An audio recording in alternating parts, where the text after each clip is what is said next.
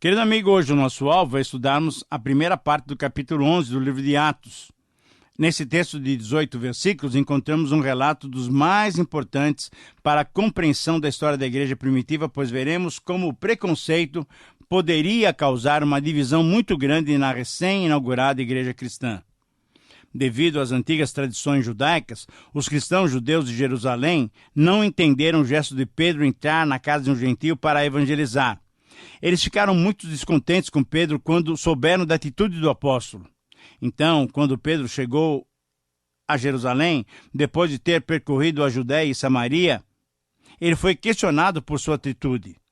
Porém, graças a Deus, Pedro não ficou irritado nem entristecido com seus irmãos de Jerusalém. E, ao invés disso, ele explicou-lhes a obra que Deus tinha feito em seu coração para que ele mesmo estivesse aberto para aceitar e participar da obra que o próprio Deus faria, trazendo para a sua família da fé o gentio Cornélio e a sua própria família. Como dissemos nos programas anteriores, esses relatos de Lucas devem ser muito bem entendidos. Por quê? Porque eles são relatos históricos, de fatos que não se repetem mais. E devemos conhecer os costumes e as práticas antigas para que então possamos fazer a ponte correta, aplicando esses princípios extraídos do texto para as nossas vidas, para a nossa vida cotidiana. Mas, diante do relato do texto, certamente essa pergunta já surgiu na mente de muitos que estão me ouvindo agora. Será que esses judeus que interpelaram a Pedro sobre a sua entrada na casa de Cornélio eram realmente salvos? Como é que o cristão salvo deve agir diante de preconceitos levantados pelas tradições? Querido amigo, temos que lembrar que a vida cristã é um campo de batalha e não um parque de diversões. É uma luta renhida, é um combate sem tréguas. Nesse campo não há ninguém neutro. Somos guerreiros ou vítimas. Usamos a armadura de Deus ou então estaremos vulneráveis numa arena de morte. Então Pedro teve que enfrentar os seus irmãos cristãos judeus que ainda estavam arraigados às tradições antigas. Eram salvos, sim, mas estavam arraigados às antigas tradições judaicas. Depois de Pedro curar Enéas, provavelmente um gentio, e depois de ressuscitar Dorcas, ele também tinha se hospedado na casa de Simão, um curtidor de couro, cuja profissão não era aceita pelos judeus tradicionais. Na verdade, Deus já estava preparando Pedro para abrir a porta do reino aos gentios. Os gentios eram todos os estrangeiros, todos os que não fossem judeus. Os judeus os desprezavam e não conviviam e nem se associavam com eles. Mas para que fosse plenamente usado por Deus, para que fosse um instrumento e não um empecilho para a obra de Deus, o próprio Pedro deveria quebrar os preconceitos que dominavam a sua mente. E agora, ainda mais, ele tinha que dialogar com os seus conterrâneos, agora explicando e convencendo-os, como sendo judeu, pôde entrar na casa de um gentio. Para entendermos bem todo esse contexto, nós temos que perceber que havia duas barreiras no relacionamento entre judeus e gentios, gentios e judeus. Para o judeu, o gentio era imundo. Até a poeira da terra dos gentios era imunda. Se o judeu sujasse os seus pés com a poeira de um território gentio, antes de entrar num território judeu, ele deveria sacudir a poeira dos seus pés. Se um judeu quisesse construir uma casa, ele só poderia usar material de Israel. Se um gentio entrasse na casa de um judeu depois dele sair, tudo deveria ser purificado, inclusive os alimentos. O próprio Senhor Jesus, quando exemplificou o tratamento que deveria ser dispensado a um irmão rebelde, que não dera ouvidos a ninguém, inclusive a igreja, disse o Senhor Jesus que se esse irmão fosse assim tão duro, sem ouvir ninguém, ele deveria ser considerado como gentio. Essa tradição judaica, construída durante séculos, separava a todos em judeus e gentios. Em segundo lugar, uma outra barreira do lado dos gentios também se levantava essa barreira contra os judeus. Para os gentios, os judeus eram desprezíveis e ridículos.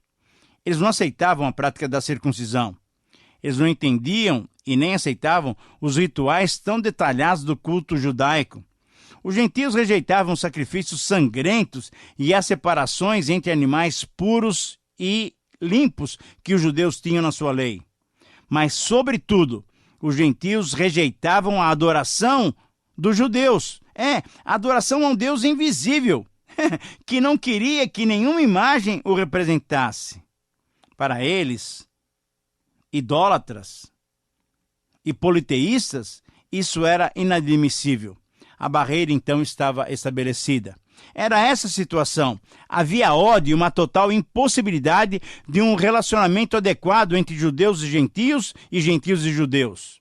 Então, mesmo que aqueles judeus já tivessem Jesus Cristo como Senhor de suas vidas, eles ainda carregavam toda a tradição com que tinham sido criados durante séculos. Entretanto, Deus queria que essa barreira fosse transposta. Pedro já tinha pregado o evangelho a Cornélio e a todos os seus, e tinha constatado que o Senhor tinha aceito todos aqueles gentios que agora eram irmãos em Cristo, batizando-os com o Espírito Santo. Então, ao dar as suas explicações à igreja de Jerusalém, Pedro tinha que testemunhar como o Senhor se manifestara poderosamente no meio dos gentios. Pedro tinha que explicar aos seus interlocutores que Deus queria fazer dos dois povos um novo povo. Era a nova criação. Deus estava formando a igreja, o novo povo de Deus. Aqueles irmãos judeus palestinianos deveriam entender que essa bondade e misericórdia divina era algo extraordinário, era algo novo, e deveriam entender que ele, Pedro, tinha sido um instrumento nas mãos de Deus para que esse objetivo fosse alcançado. Pedro tinha que convencer os cristãos judeus de que esse era o novo plano de Deus.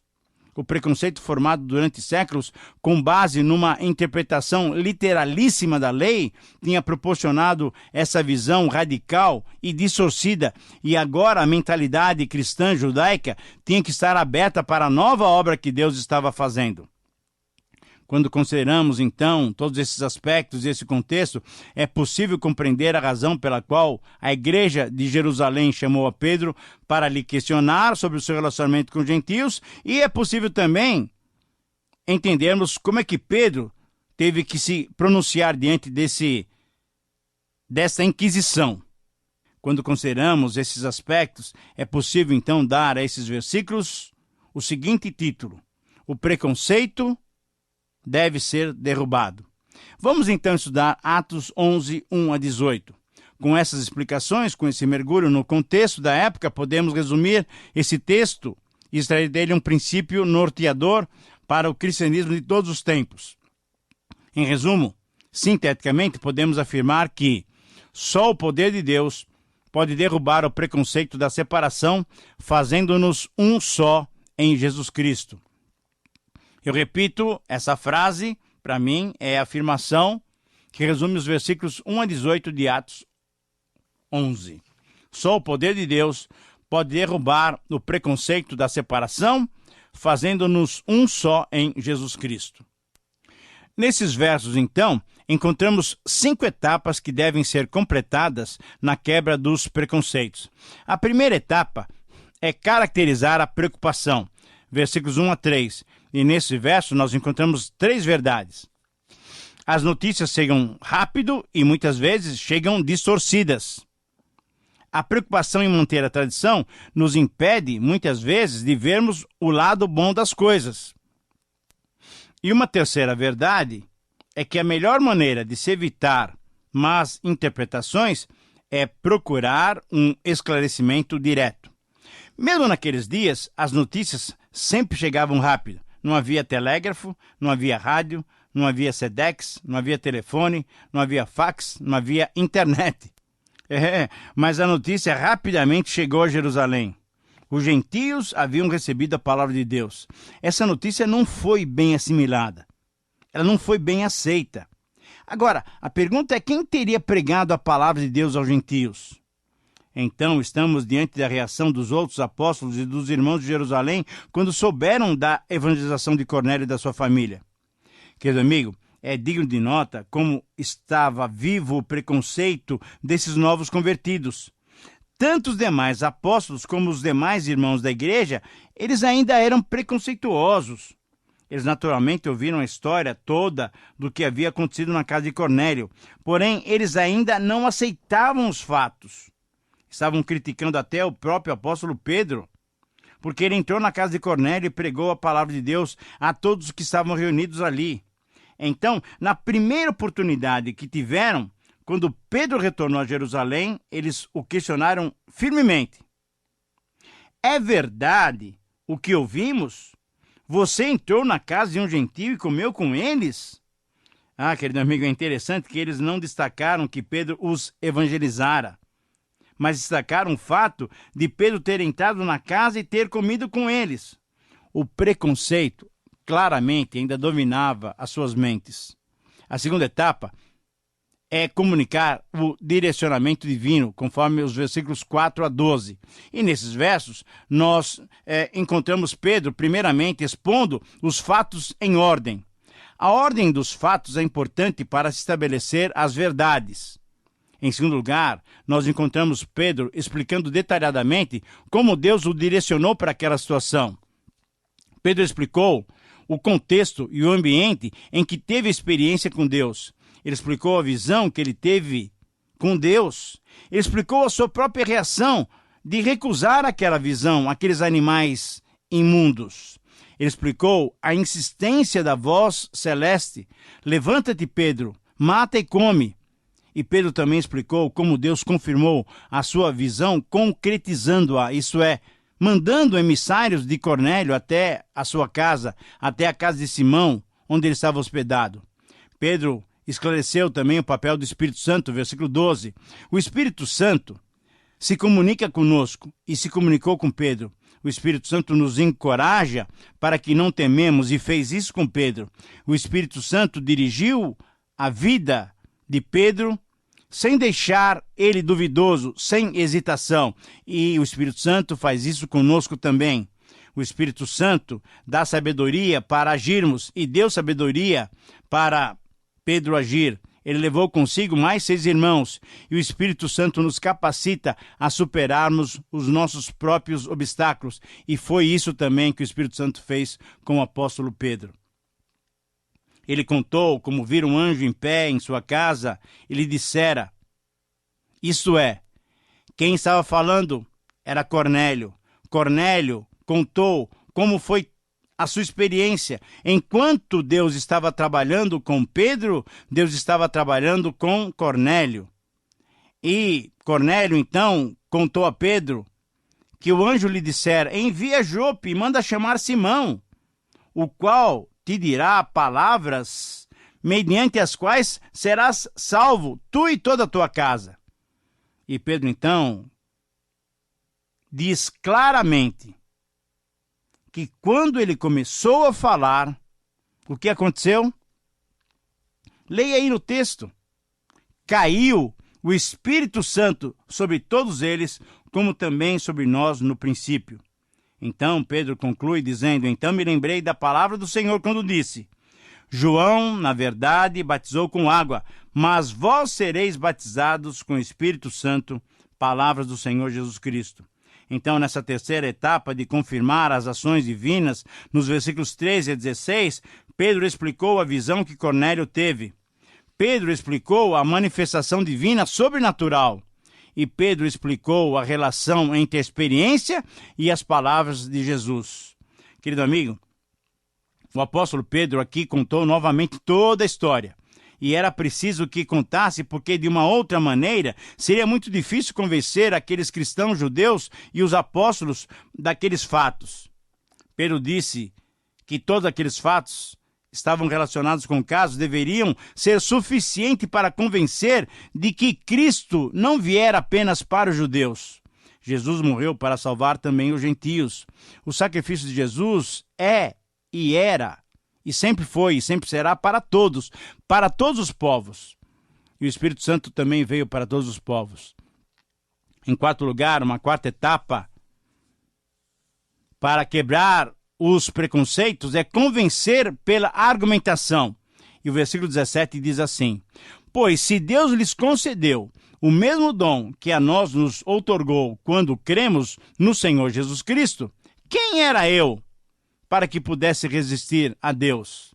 Ora, querido amigo, com essa pergunta, Pedro colocou os apóstolos e os demais irmãos de Jerusalém, vamos dizer assim, contra a parede. Quem era eu para que pudesse resistir a Deus, se o próprio Deus tinha lhes dado a mesma bênção que deu a eles, judeus, apóstolos, quando eles creram no Senhor Jesus Cristo?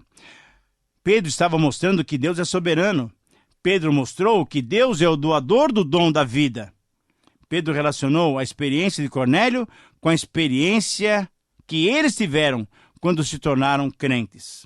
A conclusão do apóstolo Pedro, querido amigo, era perfeitamente correta. Se Deus estava tratando os gentios da mesma forma como tratou os judeus, dando tanto a uns como a outros o dom do Espírito Santo, a salvação, então não havia diferença, não havia distinção de raça. Para Deus, todos são iguais e tanto Cristo como o Espírito Santo vieram para todos indistintamente. Não havia mais razão para preconceitos. Era uma nova etapa na relação Deus-homem. O eterno plano de Deus de salvar a raça humana estava em curso e os judeus tinham que aceitar o que Deus estava fazendo. Ao invés de serem empecilhos, eles deveriam alegrar-se por serem participantes daqueles momentos históricos. Então merece ainda um destaque as palavras do versículo 17. Quando Pedro disse que os gentios receberam o mesmo dom que eles, judeus, tinham recebido, Pedro afirmou que eles receberam o dom do Espírito Santo quando creram, isto é, quando o Espírito Santo veio no dia de Pentecostes. Agora, como é que devemos entender essa afirmação do apóstolo Pedro?